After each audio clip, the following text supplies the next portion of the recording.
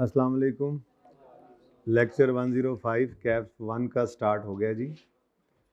अच्छा जी, फ्रेमवर्क हमने शुरू किया था और मैंने IS 1 के कुछ थोड़ा सा रीडिंग दी थी होमवर्क में और सारे MCQs दिए थे। कोई ऐसे बच्चे हैं जिन्होंने सारी रीडिंग कर ली हो? माशाल्लाह। हैं? मैंने जितनी दी थी उतनी करनी थी, जाहिर है। यानी 627 से 643 पेज तक सारी रीडिंग कर ली थी।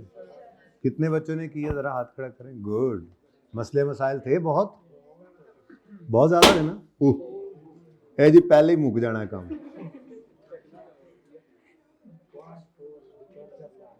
अच्छा जी, ये तो ठीक है, ये पढ़ा होगा आपने, इसमें कुछ नई चीज़ निकली ही नहीं होनी। यही आपको पढ़ाया था, रीवैल्यूएशन, शेयर कैपिटल, ये तो बस की हुई बातें थी, दोबारा आ गई थी। जी डिविडेंड में आ जाए। डिविडेंड बताना है जी, तरतीब से चले। 631 तक मैं पहुंच गया हूं। कोई सवाल 631 तक? कोई?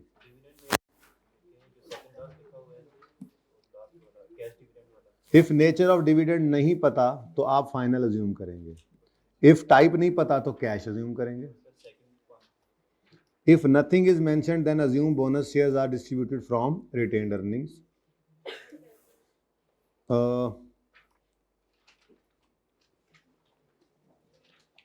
वैसे तो वो कर देता है, लेकिन बेटर प्रैक्टिस यही है कि आप शेयर प्रीमियम को पहले यूटिलाइज करें।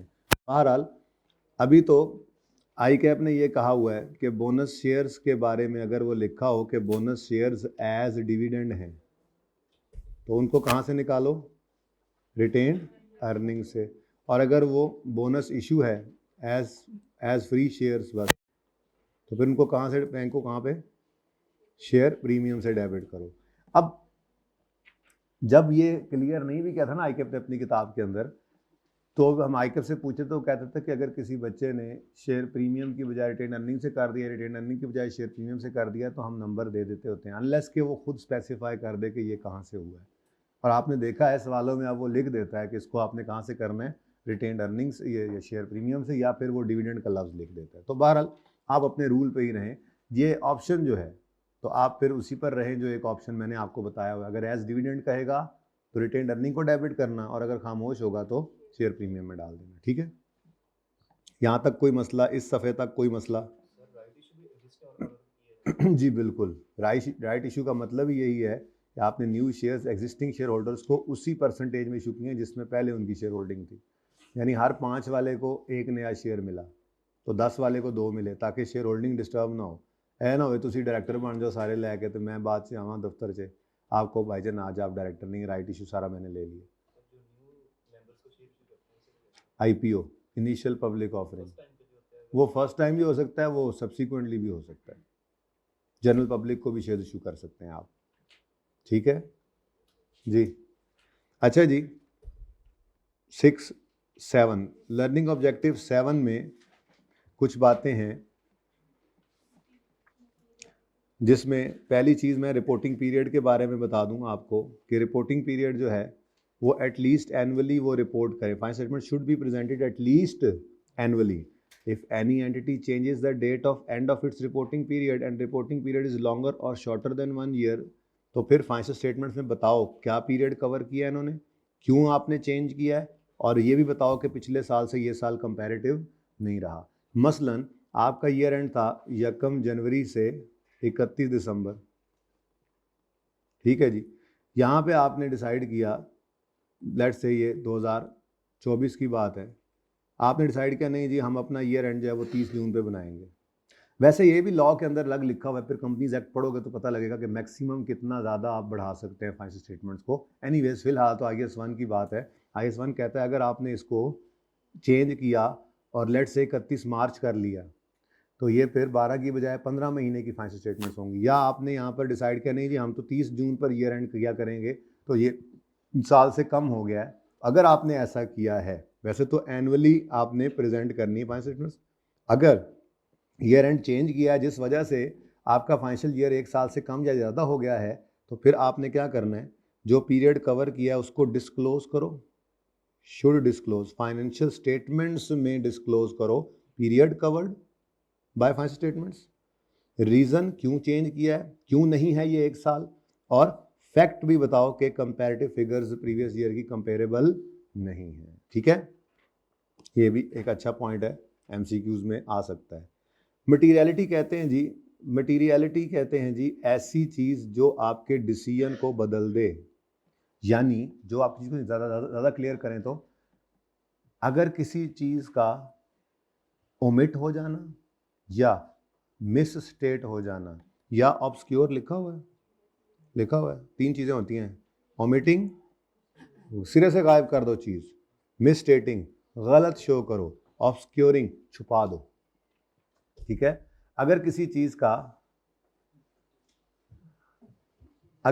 चीज का ओमिट होना, मिस स्टेट होना या ऑब्सक्योर होना आपके डिसीजन को बदल रहा है, user of financial statement decision को बदल रहा है, फाइनेंशियल स्टेटमेंट में कोई चीज मिसस्टेट हो गई, ओमिट हो गई या ऑब्सक्योर हो गई और उससे यूजर ऑफ फाइनेंशियल स्टेटमेंट का डिसीजन बदल सकता है, तो वो फिगर क्या है, वो चीज क्या है, मटेरियल है। बस ये इसकी डेफिनेशन है। ठीक है, information is material if omitting of misstating or obscuring it could reasonably be expected to influence decision of that primary user of general purpose financial statement make on the basis of those which provide financial about, यानी कि उन इस वजह से कि ये चीज़ सही नहीं है या सामने नहीं है, इस वजह से यूज़र का डिसीजन बदल गया कि अगर वो चीज़ होती तो डिसीजन कुछ और होता, वो चीज़ गायब हो गई, वो फिगर गायब हो गई, वो आइटम गायब हो गई या छुप गई या गलत हो गई, उस वजह से डिसीजन बदल गया यूज़र का, तो फिर ये क्या है, मटीरियल है।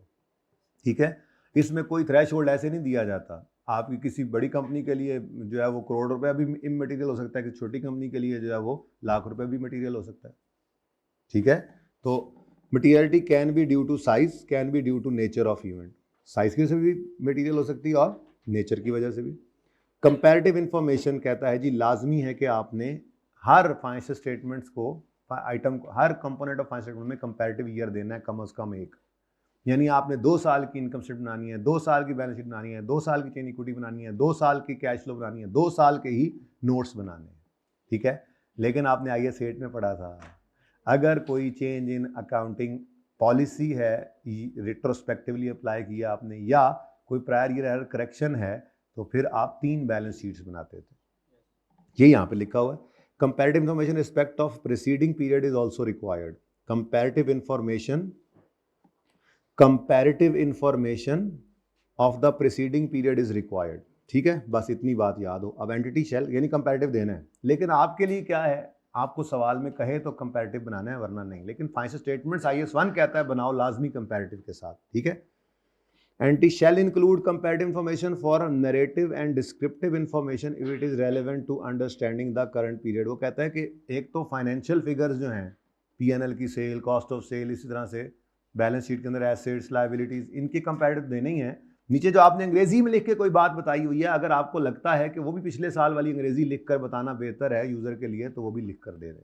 ठीक है, लेकिन उसमें उसने कहा है कि इफ इट इज रेलेवेंट, अगर वो भी रेलेवेंट है तो वो भी बता दो, अंग्रेजी भी कंपैरेटिव ईयर की दे दो, कोई लिख कर चीज बताई हुई है तो। ठीक है, entity shall present as a minimum, entity shall present as a minimum 2 balance sheets, 2 P&L and OCI, 2 P&L। अच्छा, वो असल बेसिकली ये कह रहा है कि अगर आपने एक ही स्टेटमेंट के अंदर P&L और OCI इकट्ठा किया हुआ है, तो फिर 2 statement of profit and loss and comprehensive income बनाओ, और अगर आपने इनको अलग अलग सफ़े पे रखा हुआ है, तो फिर वो अलग अलग सफ़े भी, जाहिर सी बात है दोनों। मैं मिसाल के तौर पे आपको दिखाता हूँ पैकेजेस की फाइनेंशियल स्टेटमेंट्स, अभी अभी EPS बच्चों को दिखा रहा था, तो ये सामने है। अब ये पैकेजेस ने प्रॉफिट और लॉस अकाउंट एक सफ़े पे रखा, यहाँ प्रॉफिट फॉर द ईयर बता दिया, और अगले सफ़े पे उन्होंने ये प्रॉफिट 2819 को पकड़ के यहाँ पर रखा, और फिर उसमें क्या ऐड कर दिया, अदर कंप्रीहेंसिव इनकम।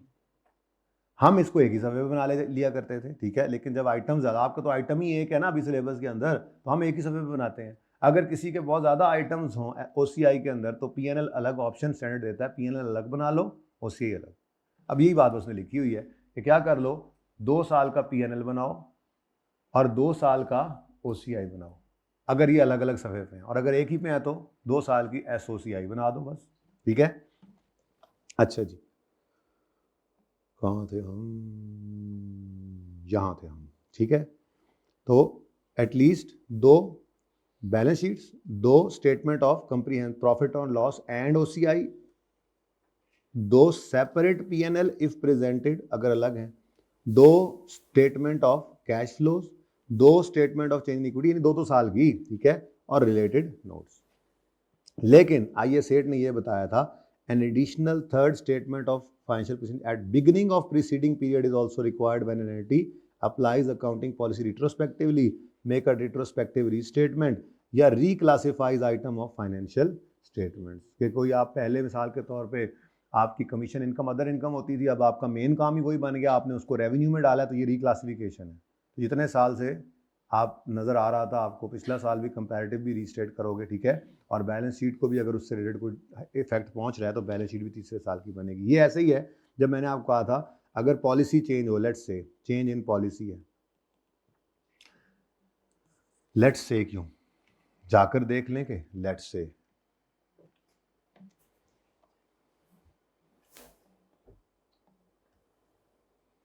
माना कि हमारा हैंड आउट के ऊपर ही था ये सारा आईए सेट माजरत के साथ, वो कोई बात नहीं, काम तो साड़ा हो ही जाना है, मैंने कहीं ना कहीं लिखा होना है, ये देखो ये तो नोट्स हैं, बैलेंस शीट P&L भी इसी तरह से ही है, ठीक है। बहरहाल यही नोट से समझें तो मैंने आपको बताया था कि अगर हम 25 में खड़े हैं तो बैलेंस शीट 25, 24 और 23 की बनेगी। बेसिकली मैंने यूं सिखाया था आपको कि बैलेंस शीट मिसाल के तौर पे हम 2025 के एंड पे खड़े हैं और हमारी पॉलिसी चेंज हुई है, चेंज इन है, तो चेंज इन पॉलिसी की वजह से आपकी income statement of comprehensive income 25 और 24 की बनाएंगे आप, ठीक है जी। स्टेटमेंट ऑफ फाइनेंशियल पोजीशन आप 25, 24 और 23 की बनाएंगे। इसी तरह से नोट्स भी थे, चेंज इन इक्विटी को 2 साल के लिए कहा था। अब मैंने आपको यूं बताया था कि 31 दिसंबर 25, 31 दिसंबर 24 और 31 दिसंबर 23, लेकिन फिर मैंने उसी वक्त ये बात भी की थी कि बेसिकली ये 31 दिसंबर 23 नहीं है, बेसिकली ये 1 जनवरी 24 है। यानी ये जुमला यहाँ से बेटा प्लीज़ खामोश हो जाएं, मुझे ये कहीं पे ढूंढना पड़ेगा, कहीं पे मैंने लिखा था, आप पता नहीं वो उधर लिख दिया था। बड़ा पढ़ते थे आप लोग किसी ज़माने में, है ना, अच्छे दिन थे जब आप जिन थे।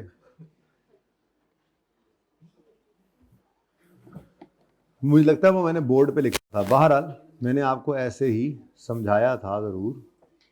हाँ, यहाँ से देख सकते हैं। अब हम 15 में खड़े हैं, 15 में खड़े हैं तो 15, 14 और बैलेंस शीट का 13 भी बनना है। अब ये 13 मैंने आसानी के लिए ऐसे लिखवाया था, लेकिन मैंने पढ़ाया था आपको उस वक्त, मुझे ये अच्छी तरह याद है कि 31 दिसंबर 13 नहीं है, दरअसल ये 1 जनवरी 14 पे रिक्वायर किया स्टैंडर्ड है, लेकिन हम अपनी आसानी के लिए 31 दिसंबर 13 लिखते हैं और ये है भी सही, ठीक है। तो अब इस जुमले को अगर हम पढ़ें तो ये जुमला क्या बता रहा है कि अगर एक एडिशनल थर्ड बैलेंस शीट बनेगी कब, at the beginning of preceding period, यानी अगर हम 25 में खड़े हैं, अगर हम 25 में खड़े हैं तो प्रीसीडिंग पीरियड कौन सा है और उसकी बिगिनिंग क्या है, 1 जनवरी 24 या 31 दिसंबर 23, ये जुमला लिखा हुआ, ठीक है।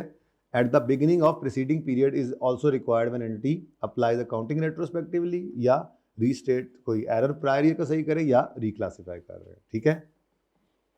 उसके बाद आइडेंटिफिकेशन ऑफ फाइनेंशियल स्टेटमेंट्स। भाई इस सारी कहानी में ना सिर्फ इतनी सी बात ही याद रखनी है जो मैं आपको बताया करता था। मैंने आपको कहा था 5 चीज़ें हर कंपोनेंट के लिए ज़रूरी हैं, हर कंपोनेंट ऑफ फाइनेंशियल स्टेटमेंट के लिए 5 चीज़ें ज़रूरी हैं जो मैं आपको लिखवाया करता था। क्या जी? नेम ऑफ रिपोर्टिंग एंटिटी, फिर नेम ऑफ रिपोर्ट, क्या चीज़ बना रहे हैं, क्या चीज़, P&L बैलेंस शीट, फिर रिपोर्टिंग पीरियड,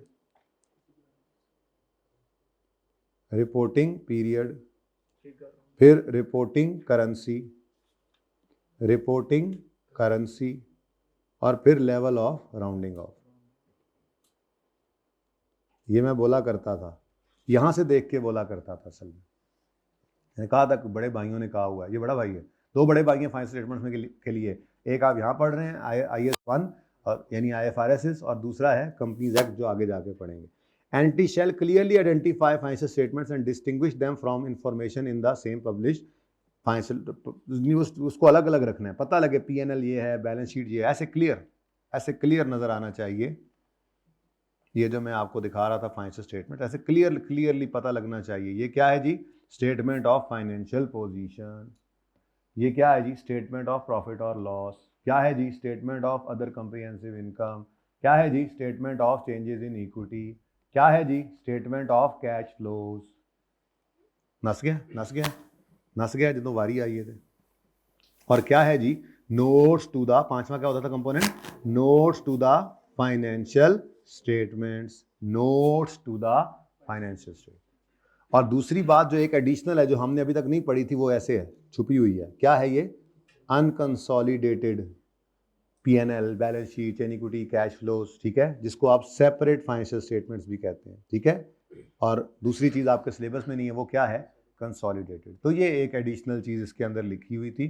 5 चीजें तो हमने पढ़ी हुई थी, अब ये देखें, इसने 6 बता दी, खैर 5 ही हैं, वो एक ही जगह पे इकट्ठा कर गया। देखो, IFRS apply only to financial statements and not necessarily to other information presented in. कहता है जो चीज़ उसमें लिखी हुई IFRS उस पर नहीं लगता, ठीक है।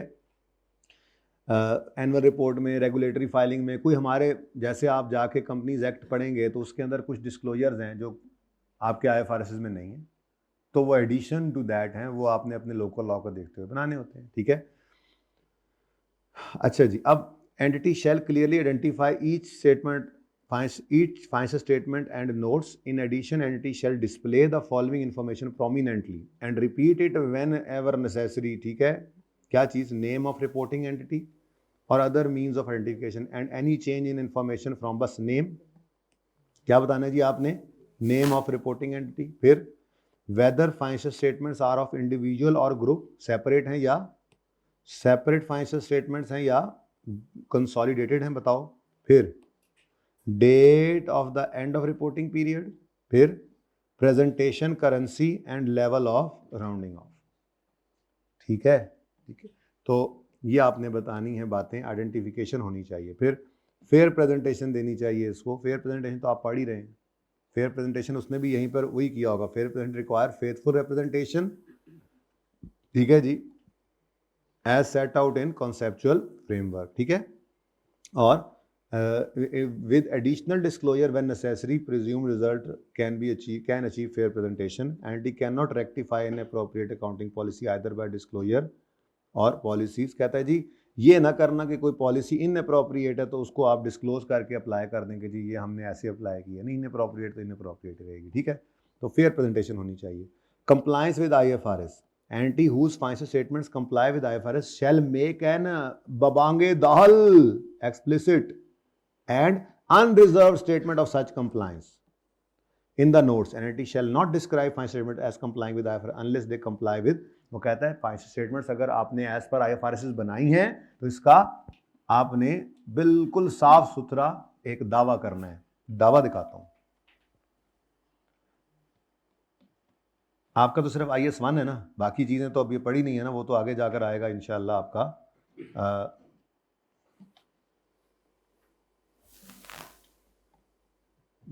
सेपरेट चल रही है, ठीक है जी।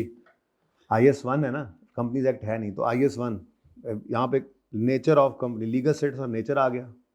उसके बाद ये देखें जी, ये स्टेटमेंट ऑफ कंप्लायंस, ये मैंने आपका जो फॉर्मेट डाला हुआ है ना उसके अंदर सारी चीजें रखी हैं, पर मैं आपको पब्लिश फाइनेंशियल में दिखा रहा हूँ, फिर वहां से भी पढ़ लेते हैं जाके, ठीक है।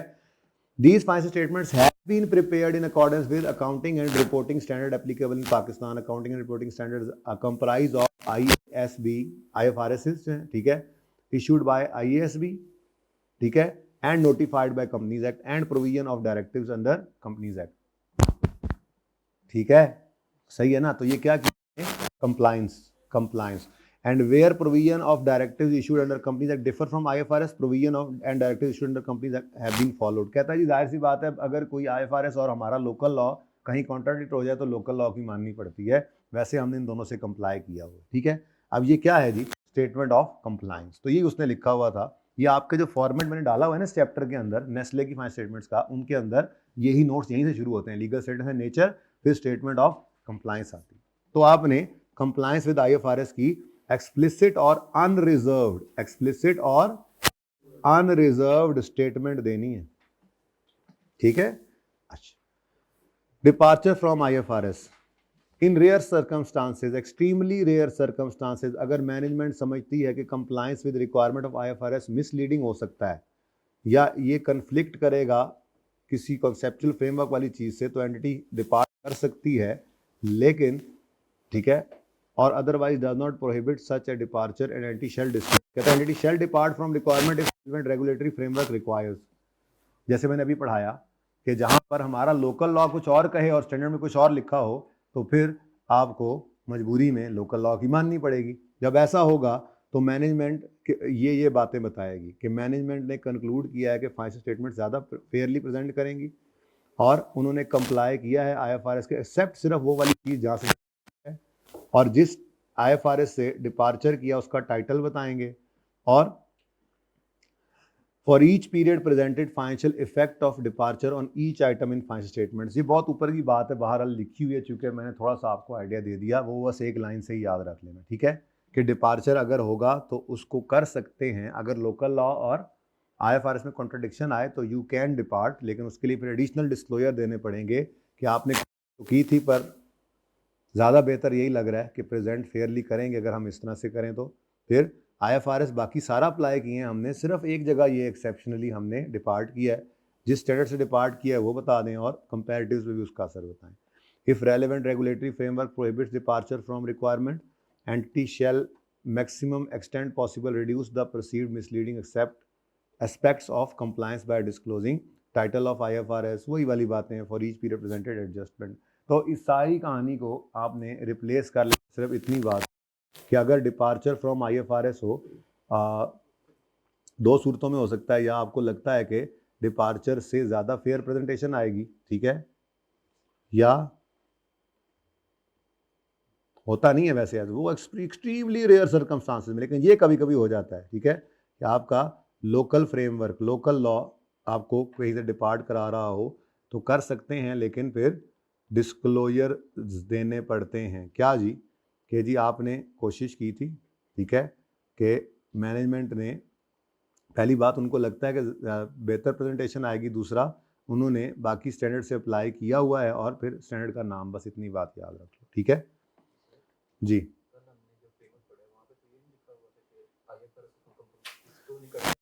देखो ये फ्रेमवर्क ना लोकल फ्रेमवर्क की बात हो रही है, लोकल लॉ कंपनी एक्ट की बात हो रही है। वो फ्रेमवर्क तो अकाउंटिंग फ्रेमवर्क है जो इन सब का परदादा है, जब स्टार्ट में आया था, फिर उसके बाद स्टैंडर्ड्स बने थे, ठीक है ना। तो फ्रेमवर्क की बुनियाद पे स्टैंडर्ड बने, वो अकाउंटिंग वाला फ्रेमवर्क है। उस वो क्या कह रहा है यहाँ पे, क्या कह रहा है, अच्छा आप यहाँ पे लिखा हुआ कहीं पे, कहाँ पे कौन से वाला पॉइंट है ये,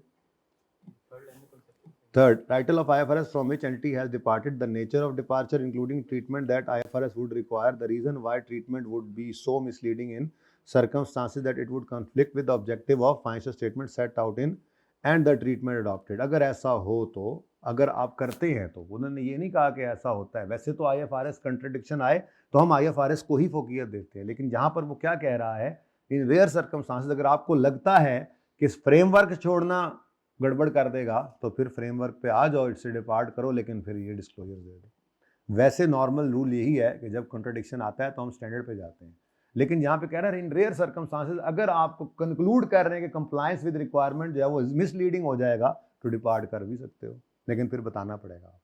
होता नहीं है ऐसे, इसीलिए उन्होंने लिख दिया एहतियातन बस। अच्छा जी, गोइंग कंसर्न का नाम सुना हुआ है? गोइंग कंसर्न अजम्पशन क्या है जी, क्या है गोइंग कंसर्न अजम्पशन, क्या है, क्या है गोइंग कंसर्न जी? अगले 12 महीने तक, अगले 12 महीने तक आपको कोई ऐसा इवेंट नजर नहीं आ रहा जिससे ये लगता हो कि आपकी कंपनी बंद हो जाएगी। नॉर्मल तरीके से आपके एसेट्स रियलाइज नहीं होंगे, नॉर्मल तरीके से लायबिलिटी सेटल नहीं होंगी।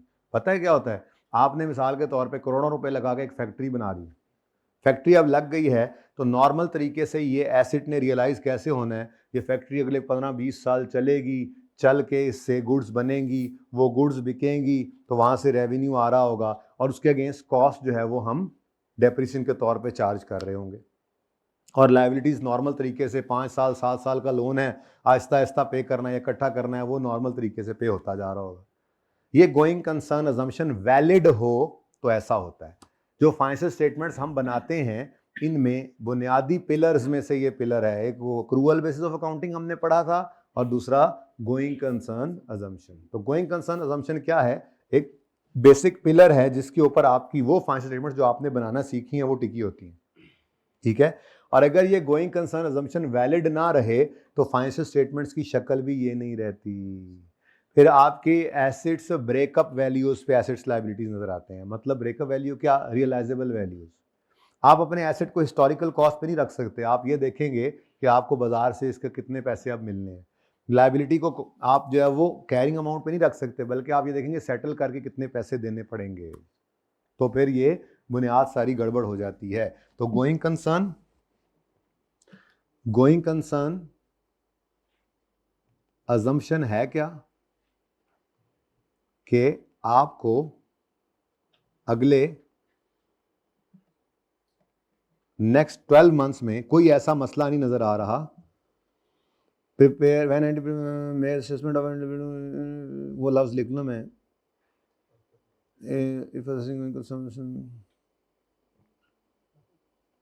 क्या लिखूं यहाँ पर, चलो अनसर्टेनिटी नहीं है, ठीक है। गोइंग कंसर्न जो है इसका मतलब क्या है, इन नेक्स्ट 12 मंथ्स, अगले 12 महीने में no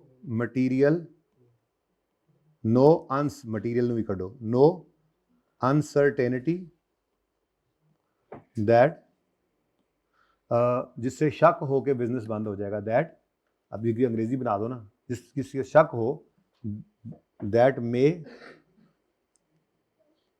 may result in closure of business, ठीक है जी, क्लोजर ऑफ बिजनेस। देखो जी, नो मटीरियल अनसर्टेनिटी। तो गोइंग कंसर्न अजम्पशन क्या है, इन नेक्स्ट 12 मंथ्स कोई ऐसी अनसर्टेनिटी नहीं एग्जिस्ट करती जिससे बिजनेस बंद होता नजर आ रहा हो। अब अगर तो ये वैलिड है, अगर तो ये गोइंग कंसर्न अजम्पशन क्या है जी, वैलिड है, तो financial statements are prepared in normal way, normal way कौन सी है, जो आप बनाते आ रहे हैं, ठीक है। और अगर गोइंग कंसर्न अजम्पशन तो वैलिड है अभी भी, लेकिन सिग्निफिकेंट डाउट्स खड़े हो गए हैं, वैलिड तो है but there are significant doubts that it may become, यानी कि going concern assumption that going concern assumption may become invalid, तो फिर भी फाइनेंशियल स्टेटमेंट्स को प्रिपेयर करेंगे आप नॉर्मल वे में, लेकिन इसका डिस्क्लोजर देंगे कि भाईजान गड़बड़ नजर आ रही है कुछ, ठीक है।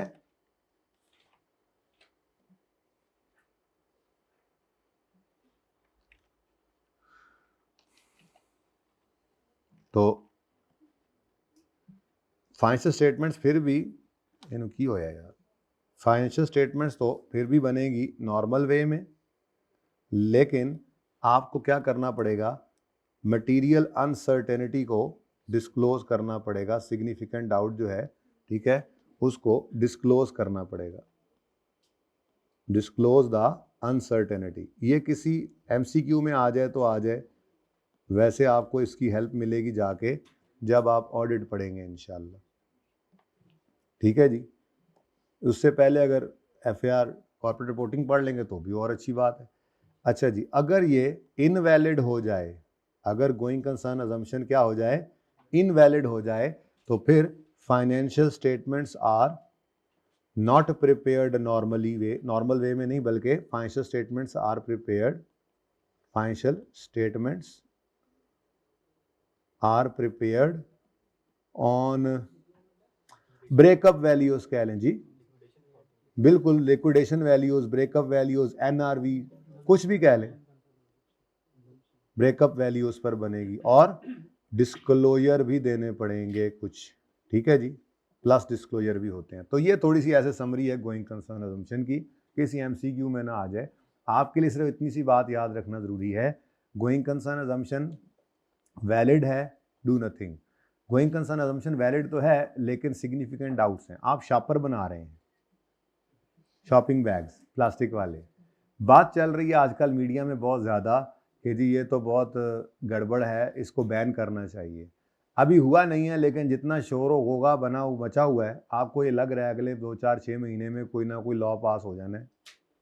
अभी हुआ नहीं है पास, तो आप गोइंग कंसर्न अजम्पशन को वैलिड कहते हुए फाइनेंशियल स्टेटमेंट नॉर्मल तरीके से बनाएंगे लेकिन डिस्क्लोजर देंगे कि ये चक्कर चल रहा है।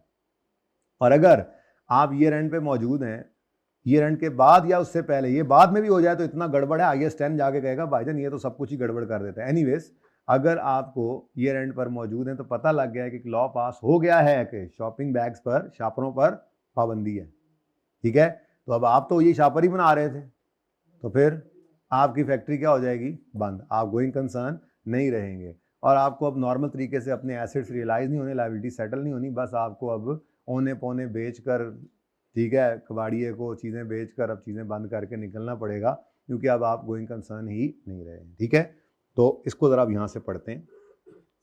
When preparing financial statements, management shall make an assessment of entity's ability to continue as, तो मैनेजमेंट क्या करेगी, असेसमेंट करेगी कि एंटिटी गोइंग कंसर्न है भी कि नहीं, और फिर an entity shall prepare financial statement on going concern basis unless management either program में है कि बंद कर देंगे कंपनी, बिजनेस बंद करना है, या इनका प्रोग्राम नहीं है लेकिन इनके पास और कोई चारा नहीं बचा क्योंकि बिजनेस वैसे ही आपको पता है वो बैन हो गए शॉपर्स, तो फिर आप क्या करेंगे, आप जो वही बनाने थे आप और क्या कर सकते हैं, चॉकलेट बना देंगे उसकी, फिर क्या, नहीं ना, ठीक है। तो या तो पहले कहता है जी गोइंग कंसर्न बेसिस पर मैनेजमेंट ने फाइनेंशियल बनानी है, आइदर या फिर अनलेस आइदर उन्होंने खुद प्रोग्राम बना लिया बिजनेस बंद करने का या उनके पास और कोई चारा नहीं। In assessing whether going concern assumption is appropriate, management takes into account all available information about the future which is at least but not limited to 12 months, मैंने कहा अगले 12 महीने। अब मैनेजमेंट की असेसमेंट है कि एंटिटी गोइंग कंसर्न है तो prepare financial statements on going concern basis. वो कौन सी हैं, वही जो हम बनाते हैं normally. Entity is going concern but there is significant doubt about entity's ability to continue, significant doubt आ गए हैं तो prepare financial statement on going concern लेकिन disclose the uncertainties causing such doubt, बता दो जी। और एंटी गोइंग कंसर्न नहीं रही तो फाइनेंशियल स्टेटमेंट्स को बनाओ अल्टरनेटिव बेसिस पे, liquidation accounting, breakup value, NRV, जो मर्जी लिख लो, ठीक है। फिर इसका डिस्क्लोजर भी देना है। क्या डिस्क्लोजर देना है, हम गोइंग कंसर्न नहीं रहे, क्यों नहीं रहे, छापरों पे पाबंदी लग गई है, किस बेस पे बनाया जी, ब्रेकअप वैल्यू पे, लिक्विडेशन वैल्यू पे, फलां वैल्यू पे, ये 3 बातें बता दो। गोइंग कंसर्न नहीं रहे तो बताओ हम गोइंग कंसर्न नहीं है, क्यों नहीं है ये वजह बताओ, और जिस बेस पे फाइनेंशियल स्टेटमेंट बनाई है वो वजह भी बताओ, ठीक है जी। भाई रिपोर्टिंग पीरियड ऊपर बताकर तो आए, इससे ज्यादा हो सकता है, वो लॉ में लिखा हुआ है कितना ज्यादा हो सकता है, कम तो हो ही सकता है पहला साल, समझा नहीं मैं, साल रिपोर्टिंग पीरियड तो साल का ही होता है, जब चेंज कर रहे होगे तब भी आपने अगले 12 महीने देखने हैं ईयर एंड से, जहां पे ईयर एंड कर रहे हो उससे 12 महीने में देखना है आपने गोइंग कंसर्न है कि नहीं है, ये लिखा हुआ है यहाँ पे, ठीक है। हाँ, आपने वो क्या कह रहा है यहाँ पे देखो ना, वो कह रहा है कि in assessing whether management takes into account all available for the about the future which is at least but not limited to 12 month from end of reporting period, not from start of reporting period 2 years लिखा हुआ है, 24 months लिखा हुआ है, ऐसी कोई बात तो नहीं लिखी हुई ना। तो एंड ऑफ ईयर एंड, जो अभी आप जब भी पीरियड एंड किया उससे अगले 12 महीने देखने, ठीक है। अच्छा जी, एक्रूअल बेसिस कि आपने फाइनेंशियल स्टेटमेंट्स को एक्रूअल बेसिस पे बनाना है, जब इनकम रिकॉर्ड कर लेनी, जब अर्न कर लें, एक्सपेंस रिकॉर्ड कर लें जब इनकर हो जाए, पैसे आना जाना इंपॉर्टेंट नहीं है, ठीक है। एक्सेप्ट कैश फ्लो इंफॉर्मेशन, उसमें तो कैश ही लेना होता है, ठीक है जी। Separate presentation due to materiality, an entity shall present separately each material class of similar items, an entity shall present separately dissimilar nature, ठीक है, कहता है मटीरियल इन्फॉर्मेशन को सेपरेटली डिस्क्लोज कर दिया करो। Aggregation, if a line item is not individually material it is aggregated with other line items either in those financial और notes. Trade and other payables कर सकते हो इकट्ठे। N item that is not sufficiently material to warrant separate presentation in those may be, कहता है कि हो सकता है फेस पे ट्रेड एंड अदर पेएबल्स इकट्ठे कर दिए, लेकिन नोट्स में जाके trade payables, accrued liabilities, provident fund payable, gratuity payable, इस तरह की चीज़ें जो हैं वो आपको तोड़ के भी बतानी पड़ जाएं, ठीक है। हो सकता है मेन पे आपने उसको फेस पे नहीं अलग किया, लेकिन नोट्स में अलग करना भी पड़ सकता है, ठीक है। जनरल बातें। एक्रूवल पढ़ा दिया था। फ्रीक्वेंसी ऑफ रिपोर्टिंग ये पढ़ा दिया आपको? नहीं। Entity shall present a complete set of financial statements including comparative at least annually, सालाना, हर साल होनी चाहिए। When entity changes end of reporting period and present financial statement for a period longer और शॉर्टर देन वन, ये तो ऊपर पढ़ के आए हैं यार, रिपीट हो गया है। Normally, entity consistently prepares for 1 year period. However, for practical reasons, some entities prefer to report 52 weeks. Such practice is not prohibited under IS1. लेकिन ये ऊपर भी पढ़ के आए थे हम, ठीक है जी। तो ये कुछ पढ़ने वाली बातें थी। उसके बाद तो जो है उसके बाद ये मुक जाने ने इंशाल्लाह। उसके बाद स्टेटमेंट ऑफ फाइनेंशियल पोजीशन, इसमें कुछ अच्छा यहाँ तक कितने बच्चों ने पढ़ा था? यहाँ तक कोई मसला अभी है तो बता दें, क्योंकि इतना ज़्यादा नहीं पढ़ा जाता। अब फिर इसको ब्रेक लगाएंगे और कुछ और करेंगे, ठीक है। फ्रेमवर्क भी रहता है। कल का दिन फ्रेमवर्क मुझे लग रहा है कल के दिन पे चला गया।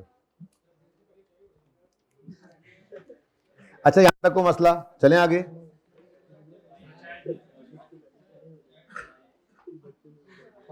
आखिरी दिन पिला दूंगा, आ जाना। मुझे भी पता है चाय पिलाने के लिए आपको मेहनत। अच्छा जी, स्टेटमेंट ऑफ, एक तो आप लोगों ने आज 15-20 मिनट ज़ाया करने का प्रोग्राम बनाया हुआ है, इसलिए खामोशी से बैठ के पढ़ते रहे मैं। अच्छा जी, यहां से आगे कितने बच्चों ने पढ़ा? Okay. Statement of financial position में प्रेजेंटेड इन स्टेटमेंट, यानी कि फेस पर शो करो। Statement financial position shall include line items, जो कि ये होने चाहिए। पीपी, इन्वेस्टमेंट प्रॉपर्टी, इंटेंजिबल, आपके सिलेबस से बाहर, आपके सिलेबस से बाहर। Biological asset, inventories, trade and receivables, cash and cash equivalent, trade and payables, provisions वैसे आपके सिलेबस से बाहर। फाइनेंशियल लायबिलिटीज आपके सिलेबस से बाहर। Liabilities and asset for current asset, ठीक है, ये चल जाता है, थोड़ा सा आ जाता है। डेफर्ड टैक्स आपके सिलेबस से बाहर, और ये ठीक है। तो कहता है ये चीज़ें फेस पर नजर आनी चाहिए, IS1 ने कहा, ठीक है। अच्छा, प्रेजेंटेड आइदर इन स्टेटमेंट और इन नोट्स, ये तो स्टेटमेंट पे नजर आए। Anti shall present additional line items, कहता है जी इसमें से आपको लगे कि इसके अलावा भी कुछ कर रहे हैं तो आप फेस पे शो कर सकते हैं, लेकिन ये तो फेस पे ही आए। यानी इनटेंजिबल और टेंजिबल को इकट्ठा नहीं कर देना, आपने अलग रखे हुए हैं, इसीलिए बायोलॉजिकल को भी उसमें आपने इकट्ठा नहीं कर देना, ठीक है। ये अलग अलग नजर आने चाहिए। बाकी कुछ चीज़ें ऐसी हैं जिनके बारे में वो कहता है कि इनको आप entity shall disclose either in statement of financial position और in notes. Further sub-classification of line items presented classified in a manner appropriate to entity's operation. Detail provided in sub-classification depend on requirement of IFRS and on the size, nature and function of amount. The disclosure vary. वो कहता है जी बाकी चीज़ें आप notes में भी डाल सकते हैं, ठीक है, और डिस्क्लोजर्स वेरी कर सकते हैं। For example item of PPE जो है वो डिसएग्रीगेट हो जाते हैं into classes in accordance with IS 16। PPE का नोट डिसएग्रीगेट मतलब अलग अलग कर देते हैं। फेस पे PPE नजर आ रहा है, नीचे जाके नोट में लिखते हैं लैंड, बिल्डिंग, प्लांट, मशीनरी, ठीक है। रिसीवेबल्स को हम डिसएग्रीगेट यानी तोड़ देते हैं into amounts receivable from trade receivables और related parties, prepayments, other amounts. Inventories अलग करते हैं इनटू मटेरियल वर्क इन, यानी कि raw material, work in process, finish goods की इन्वेंट्रीज अलग अलग हों तो फेस पे आपने इन्वेंट्रीज ही लिख देना है। नोट्स में जाके आप कर सकते हो, उनको फेस पे भी कर सकते हो, लेकिन बेहतर यही होता है कि नोट्स में करें। क्या? Raw material, work in process, finish goods, ठीक है, ये अलग अलग क्लासेस आप वहाँ बना लें। प्रोविजंस को अलग करके प्रोविजन फॉर एम्प्लॉय बेनिफिट्स और अदर आइटम्स अलग भी कर सकते हैं। ये एग्जाम्पल्स हैं जस्ट। इक्विटी कैपिटल और रिजर्व्स को आप तोड़ सकते हैं, जैसे paid up capital, share premium, reserves, ठीक है। तो ये जनरल सी बातें हैं कि बैलेंस शीट के फेस पे क्या नजर आ सकता है और बाकी चीजें नोट्स में कैसे जा सकती हैं, ठीक है जी। करंट नॉन करंट की बाइफर्क, अच्छा MCQ सारे करने थे, किस किस ने किए? थोड़े से थे, मसले आए? कितने बच्चों ने किए दोबारा बताएं? अच्छा हाथ खड़े रखें, मसले आए? आए, चलो शुक्र है। कोई मसले आ जाए ना तसल्ली हो जाती है बंदे की। हाँ जी, ये इंपॉर्टेंट है जी, ये इंपॉर्टेंट है डिस्कशंस। बाकी तो जनरल बातें हैं, करंट नॉन करंट की बाइफरकेशन है, पढ़ाता हूं मैं।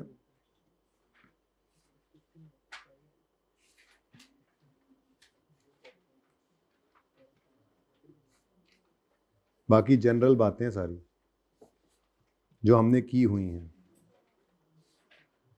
लेकिन बहुत बोरिंग काम है ना।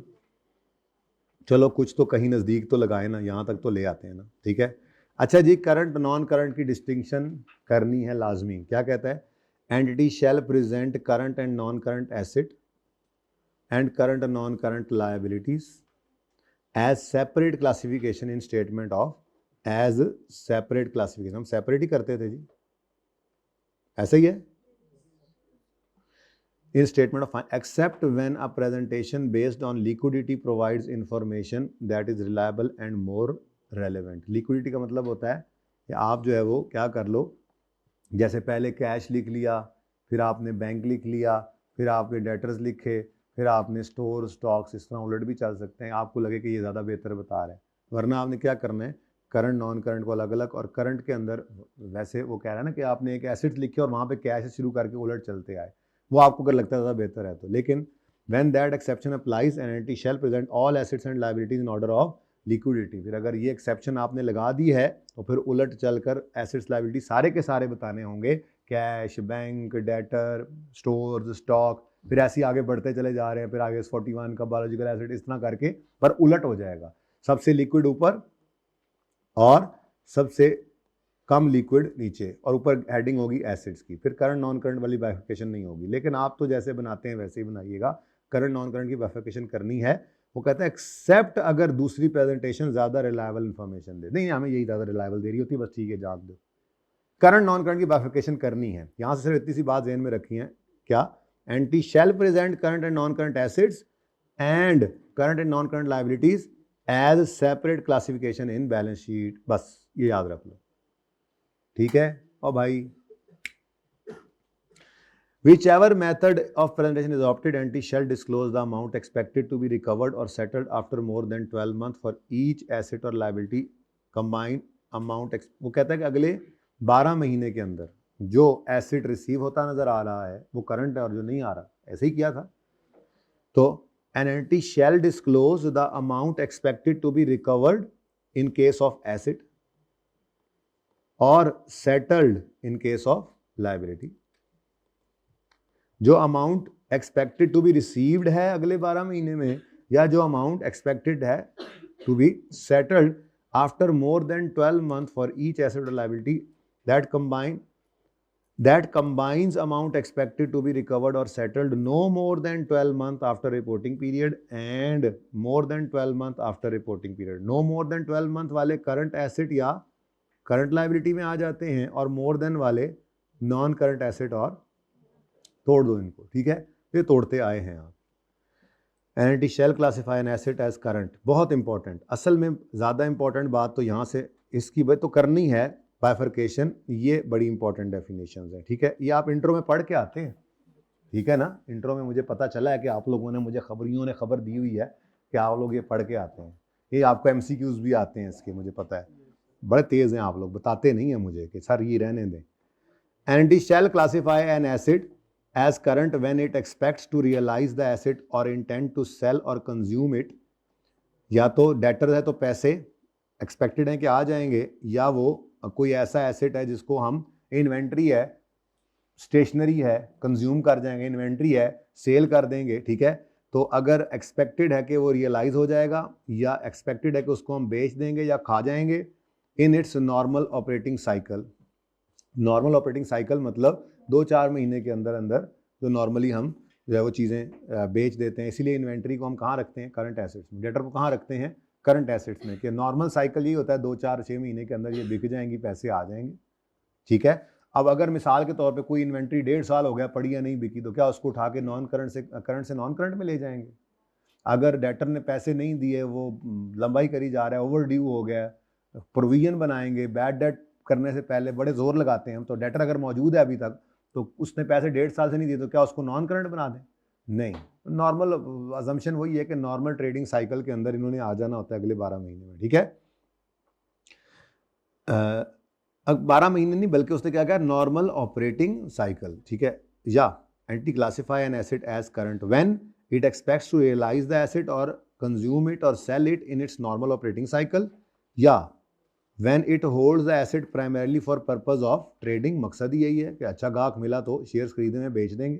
या it expects to realise the asset within 12 month after reporting period, और एसेट इज कैश और कैश इक्विवेलेंट, जो IS 7 में पढ़ के आए हो, unless asset is restricted from being exchange और used to settle a liability for at least 12 month after the.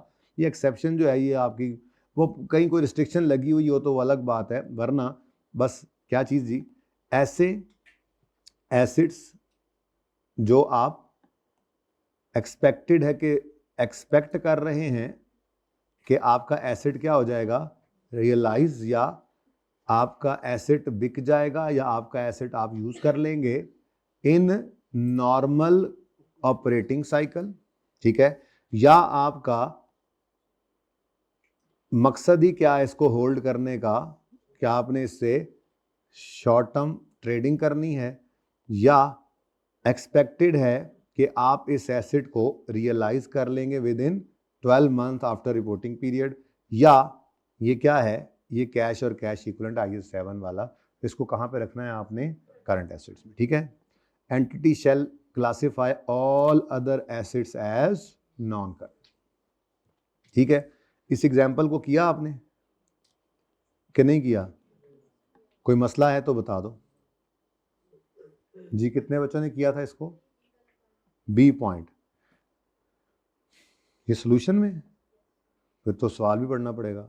If X Limited uses small amount of platinum in its production process, it has following two assets at its financial year end. Inventory जो कि slow moving है और expected है कि 20X6 में बिकेगी, और fix deposit की मेच्योर होने की डेट क्या है, 30 जून X6। अब both assets are expected to be realize in 20X6। हम खड़े कहाँ पे हैं, 20X, which is well after 12 month period from reporting date. However inventory को हमने क्लासीफाई किस में करना होता है, क्योंकि इन्वेंट्री जो है ये नॉर्मल ऑपरेटिंग साइकिल की चीज़ है, ठीक है, तो उसका ऊपर वाला क्राइटेरिया पहला वाला मीट कर जाता है। तो ये तो कहाँ चली जाएगी, क्योंकि इन्वेंट्री क्या है, या हमने यूज़ कर लेनी है प्रोडक्ट में, या हमने उसको बेचना होता है, ठीक है। तो ये कह रहा है कि स्मॉल अमाउंट प्लेटिनियम की हम यूज़ करते हैं अपनी प्रोडक्शन में, और इन्वेंट्री में स्लो मूविंग, इसी वजह से इन्वेंट्री पड़ी है जो सेल करेंगे। अच्छा, सेल होगी, एक्सपेक्टेड है कि 20X6 में होगी, बट चूँकि एक नॉर्मल ऑपरेटिंग साइकिल इसका ऐसा ही है। जैसे मिसाल के तौर पे एक बहरी जहाज़ बनाने वाली कंपनी है, तो उसको जहाज़ बनाने के अंदर 3 साल लग गए, तो क्या आप उसको कैपिटल वर्क इन प्रोग्रेस कहोगे? नहीं, वो वर्क इन प्रोसेस इन्वेंट्री है। फिर वो जब बन गया तो हो सकता है उसको गाहक ढूंढते हुए साल लग जाए, हमें कोई मसला नहीं है। वो नॉर्मल ऑपरेटिंग साइकिल उस बिजनेस का ये है कि वो 1 साल के अंदर इन्वेंट्री बेचता है, वो 1.5 साल के अंदर इन्वेंट्री बेचता है। तो वो इस वजह से नहीं करंट कि वो 12 महीने में बिक जानी है, बल्कि वो इस वजह से करंट है कि इस बिजनेस का नॉर्मल ऑपरेटिंग साइकिल ही 1.5 साल का है, तो उसकी बिकने वाली चीज़ 1.5 साल में बिकेगी, पर वो रहेगी कहाँ पे, करंट एसेट्स में। ये बहुत इंपॉर्टेंट पॉइंट है, ठीक है। ये बात अब समझ आई? ओके। हवाई जहाज, बहरी जहाज, कोई ऐसे तो नहीं है कि दुकानदारी है, कोई आता है बंदा लेके चला जाता है। ये तो ऐसे ही है कि कोई गाहक लगेगा तो लगेगा, 3 साल बनाने में लगे, हो सकता है 2 साल बेचने में लग जाए। उनका नॉर्मल ऑपरेटिंग साइकिल ही यही है कि जब एक जहाज बना लेते हैं तो 2 साल बाद बिकता है, तो उनका करंट एसेट ही होगा वो। इस वजह से नहीं अगले 12 महीने में बिक जाना है, बल्कि इस वजह से उनका नॉर्मल ऑपरेटिंग साइकिल यही है। और किसी बिजनेस का नॉर्मल ऑपरेटिंग साइकिल जो है वो 3 महीने है, तो फिर वो 3 महीने की वजह से वो अगले 12 महीने की वजह से नहीं करंट में बन रहा, बल्कि उनका ऑपरेटिंग साइकिल चूंकि 3 महीने का है तो वो करंट में ही आएगा। तो इन्वेंट्री इसीलिए कहाँ पे आती हैं, करंट में, चाहे वो साल 1.5 बाद बिक रही हो। अच्छा, लेकिन जो फिक्स डिपॉजिट है वो क्या इस कैटेगरी में फॉल कर रहा है कि उनका एसेट रियलाइज हो जाना है नॉर्मल ऑपरेटिंग साइकिल में? नहीं, normal operating cycle asset realize होने वाला था डेटर या इन्वेंट्री, ठीक है। वो इसको सेल कर सकते हैं, कंज्यूम कर सकते हैं? नहीं। उन्होंने शॉर्ट टर्म ट्रेडिंग के लिए रखा हुआ है? नहीं। उसका मसला क्या है कि ये अगले 12 महीने में इस में फॉल कर सकता था तो करंट था, नहीं किया तो यहाँ से निकल जाएगा। तो fix deposit cash, but since it only matures in X6, it is restricted from being used within 12 months after reporting date. It is not expected to be realized within 12 months. It is not held mainly for purpose of trading. कहानी वही है, thus fixed deposit fails to meet any of the 4 criteria, इसलिए इसको कहाँ पे रखना है आपने, नॉन करंट। ठीक है जी। अगेन लाइबिलिटी क्या है, entity shall classify liability as current when, बड़ा इंपॉर्टेंट है। इसी तरह से व्हेन एक्सपेक्टेड है कि इसको सेटल करेंगे नॉर्मल ऑपरेटिंग साइकिल में क्रेडिटर। हम डेटर को 1.5 साल का टाइम देते हैं क्योंकि हमारी चीज बिकते हुए बड़ी चीज है ऐसी कि हम 1.5 साल के क्रेडिट पे दे देते हैं। मिसाल दे रहा हूँ, वो अब IFRS 15 में पढ़ेंगे, उसमें इंटरेस्ट भी आ जाता है, तो ऐसे ही क्रेडिटर भी हमें लंबा टाइम दे सकता है। तो हमारा ऑपरेटिंग साइकिल क्या है पेमेंट करने का, तो क्रेडिटर को हम अगले 6 महीने में पे कर देंगे या 1.5 साल में पे करेंगे। हमारा ऑपरेटिंग साइकिल ही 1.5 साल होगा, 1.5 साल 2 साल, ठीक है। तो वो इस वजह से लायबिलिटी, अगर नॉर्मल ऑपरेटिंग साइकिल के अंदर एक्सपेक्टेड है कि लायबिलिटी सेटल होगी, वो नॉर्मल कितना है वो हर बिजनेस का डिफरेंट हो सकता है, तो वो क्या है करंट लायबिलिटी। या होल्ड किया हुआ लायबिलिटी को भी for the purpose of trading, ये bonds, debentures, loan notes short term के लिए भी आप खरीद कर रखते हैं ट्रेडिंग के लिए, ये आप IFRS 9 में पढ़ेंगे कॉर्पोरेट रिपोर्टिंग में जाके, ठीक है। Liability is due to be settled within 12 month after reporting date, और it does not have an unconditional right to defer the settlement of liability for at least 12 months after reporting period. Terms of liability that could at the option of counterparty result in settlement by issue of equity instrument do not, ये बिल्कुल भी आप ना करें, ठीक है जी, बस छोड़ें इसको। It does not have an unconditional right to defer settlement for at least 12 months after the reporting period, बस यहाँ तक काफ़ी है। क्या कह रहा है जी, कि आप नहीं कर सकते, जैसे मैंने आपको रीफाइनेंसिंग भी पढ़ाया था, ठीक है। आपके पास अगर अगले 7-8 महीने में करंट पोर्शन में पड़ गया, लोन पे होने जा रहा है और आपके पास रीफाइनेंसिंग का ऑप्शन ही नहीं है, तो फिर वो करंट ही है। फिर रीफाइनेंसिंग का ऑप्शन है तो उसके लिए भी ज़रूरी क्या है, वो ईयर एंड से पहले पहले एग्रीमेंट हो जाए, वो भी आपको मैंने पढ़ा दिया हुआ ऑलरेडी, ठीक है। अच्छा, अगर इनमें से कोई ना हो तो फिर लायबिलिटीज़ कहाँ चली जाएंगी, नॉन करंट। इसमें कोई मसला आया हो, ये ओके था। अच्छा, अभी ये आपके सिलेबस में तो नहीं है लेकिन आगे जाकर पढ़ोगे। वैसे मैं आपको बता दूं, डेफर टैक्स एक बार हल्का फुल्का शायद जिक्र भी किया था, बहरहाल नहीं भी किया था तो आप कर रहा हूं। डेफर टैक्स IAS 12 में आपने पढ़ना है। एसेट भी हो सकता है, डेफर टैक्स लायबिलिटी भी हो सकती है। डेफर टैक्स एसेट हो या लायबिलिटी हो, आपने उसको हमेशा कहाँ पे रखना है, नॉन करंट में। एसेट है तो नॉन करंट एसेट्स में। जब वो पढ़ोगे ना IAS 12 तो आपको पता लगेगा कि जरूरी नहीं है सारा अगले 1 साल में सेटल हो रहा हो, कुछ अगले साल में सेटल हो रहा है, कुछ उससे भी आगे जा रहा होता है। लेकिन यहाँ पे IAS 12 ने हमें जान छुड़ाई हमारी, और IAS 1 ने फिर उसी चीज को यहाँ पर लिखा हुआ है क्या, कि डेफर टैक्स अगर एसेट है या लायबिलिटी है, ठीक है, दोनों इकट्ठे आ गए, तो उनको एज नहीं, हाँ मैं भी कहूँ तो ये सीधा लिखना चाहिए था, एंटिटी शेल क्लासीफाई, ऐसे लिख लें जरा अच्छा लगा, मेरा त्राह निकल गया, मैं कहा है कि क्या होगा, गलती होगी किताब के अंदर जी।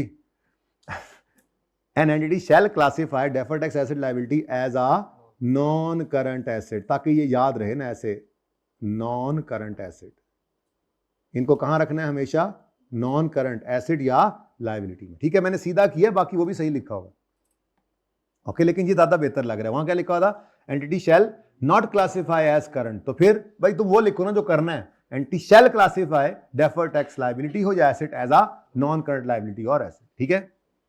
Entity classifies financial liability as current when they are due to be settled within even if original term,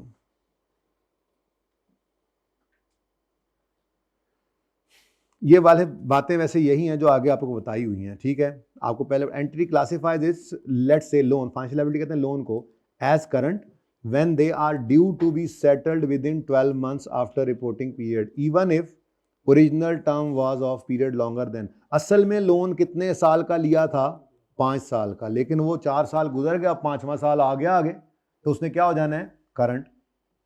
मुशेद भाई समझ आ रही है, छुट्टी कैसी रही, अच्छा क्या समझ आ रही है तुम्हें आज, पक्की बात है भाई। एंटिटी क्लासीफाई करेगी अपने लोन्स को एज करंट कब, जब वो ड्यू टू बी सेटल्ड हो अगले 12 महीने में, बेशक उनकी असल टर्म जो थी वो 12 महीने से ज्यादा थी, अब तो 12 महीने बाद सेटल होने जा रहे हैं ना, ठीक है। और दूसरी बात, एग्रीमेंट टू रीफाइनेंस या रीस्केड्यूल जो है on a long term basis is completed after reporting period and before, मतलब कि वो बाद में बाद में जाकर, ये मैंने जो एग्जांपल दी थी, बाद में जाकर आपने ईयर एंड के बाद में आपने उसको रीफाइनेंस करवाया है, तब भी इसको कहां पे रखना है, आपने करंट में ही रखना है, नॉन करंट में नहीं आ सकता। In respect of loan classified as current, following events after year end would not affect classification. Refinancing बाद में हो जाए ना, rectification of a breach of, कि आपने कोई ब्रीच किया हुआ था कोविनेंट, वो आपने बाद में सही कर लिया, लोन करंट हुआ था, बैंक का नहीं लेगा, लेकिन आपको कह रहे हैं कि जी जो ईयर एंड के बाद इवेंट हुआ है, अगर ईयर एंड से पहले वो करंट में चला गया था तो ईयर एंड के बाद वाला कोई इवेंट उसको नहीं नॉन करंट में ले जा सकता। Granting by lender of a period of grace, जो कुछ भी हो रहा है ईयर एंड के बाद हो रहा है, ये रीफाइनेंसिंग करंट में नहीं, करंट से नॉन करंट में इसको नहीं ला सकती। ठीक है, सही है, इंपॉर्टेंट बातें थी ये जी। बस ब्रेक करते हैं अब जी, को काम है। अच्छा, उसके बाद शेयर कैपिटल में कोई मसला आया तो बताएं, शेयर कैपिटल में कोई मसला आया तो बताएं जी। पार वैल्यू पर शेयर और that share have no par value, नहीं है, सिलेबस से बाहर की बात है। नो पार वैल्यू क्या मतलब, ठीक है, आप में बस फुली पेड अप शेयर का कैपिटल है हमारे यहां पर, तो बस पार वैल्यू हो सकती है। For each class of share capital, बस ये पढ़ लेना, चलते हैं। Entity shall disclose following either in statement of financial position. मैंने बिल्कुल भी नहीं सोचा था कि मैं इतनी देर लगा दूंगा इस पे, लेकिन चलो अच्छा है, काम खिंचा गया है, ठीक है ना। अब फ्रेमवर्क करते हैं या आइए सेट करते हैं, ब्रेक के बाद ये आप डिसाइड करेंगे। आइए सेट करना है, फ्रेमवर्क करना है, चलो पहले ये कर लें। Entity shall disclose following either in statement of financial position और स्टेटमेंट ऑफ चेंज इक्विटी और इन नोट्स, क्या चीज, for each class of share capital number of share जो ऑथोराइज है, हम फेस पे ही शो करते थे, मैंने बताया था। Number of shares issued and fully paid and issued but, ये and issued but not fully paid हमारे सिलेबस में नहीं है, बट आप पढ़ लीजिएगा इसको। At share capital, for each class share capital उनकी पार वैल्यू, और दूसरा हमारे सिलेबस की बात नहीं है पर पढ़ लीजिएगा। A reconciliation of number of share outstanding at beginning and end of period, the rights preference restrictions attaching to, ये बहुत लंबी चौड़ी कहानी है, आपके लेवल की नहीं है, ये आपने कॉर्पोरेट रिपोर्टिंग में पढ़ना है, और वो भी हमें कंपनीज एक्ट ने कहा हुआ है कुछ बातें इसके बारे में बताने के लिए, ठीक है। Shares in entity held by entity और by its subsidiaries, shares reserve for issue under options and contract, बिल्कुल भी आपके सिलेबस से बाहर की बातें, खुली डुली, ठीक है। Description and nature of purpose of each reserve with in equity, बहरहाल सादा बात, आपने शेयर कैपिटल के अंदर बताना है शेयर्स कितने पैसों के इशू हुए हैं, क्या ऑथराइज है, आपके लेवल की बात क्या, ऑथराइज शेयर कैपिटल बताओ, issued subscribed and paid up capital बता दो, ठीक है। अच्छा जी, चलें जी, पॉइंट 7 क्या है, share reserved for issue under option and contracts for the sale of shares including terms and amounts, नहीं है सिलेबस की बात, लेकिन बात यह है आपने ऑप्शन टू बाय शेयर किसी को दिया हुआ है, अब कल को उसने शेयर्स खरीदने आना है तो आपने कोई रिजर्व क्रिएट कर लिया है, तो नहीं है सिलेबस की बात, मैं ये कह रहा हूँ, ठीक है। तो इसलिए बस IS 1 उन्होंने उठाया, उठा के डाल दिया, मुनासिब नहीं है, जितनी बातें हमने की हैं वो इनफ थी, या अगली बातें उसको कल, ये अगली वाली इतनी तफसील से लिखने की ज़रूरत नहीं थी। बहरहाल स्टेटमेंट ऑफ कंप्रीहेंसिव इनकम और स्टेटमेंट ऑफ प्रॉफिट और लॉस और स्टेटमेंट ऑफ चेंज इन इक्विटी और स्टेटमेंट ऑफ कैश फ्लो कितने है, ठीक है, यहाँ तक मैंने कहा था पढ़ना है। तो इनमें कोई बड़े बड़े मसाइल आए हैं या नहीं, कोई मसला आया, कितने बच्चों ने ये जो मैंने इनकम स्टेटमेंट से यहाँ तक लाकर बताया है, कई मसले आए हैं, 2-4 भी हो जाए ना तो मेरी तसल्ली हो जाती है, लेकिन जब मैं इसको पढ़ना शुरू करता हूँ तो मेरा दिल करता है ये भी बता दूँ, ये भी बता दूँ, ये भी बता दूँ, ये चक्कर चल रहा है असल में, ठीक है। लेकिन एक बड़ी बला थी जिससे हमारी छूट गई है जान, ठीक है, और फिर हम इंशाल्लाह MCQs भी करेंगे इसके, लेकिन गल जुमे तक जाती नजर आ रही है, नहीं ऐसी बात नहीं है, हो सकता है जुमे को चली जाए। चलें पार्ट 1 क्लोज कर दें जी, नमाज के बाद इंशाल्लाह।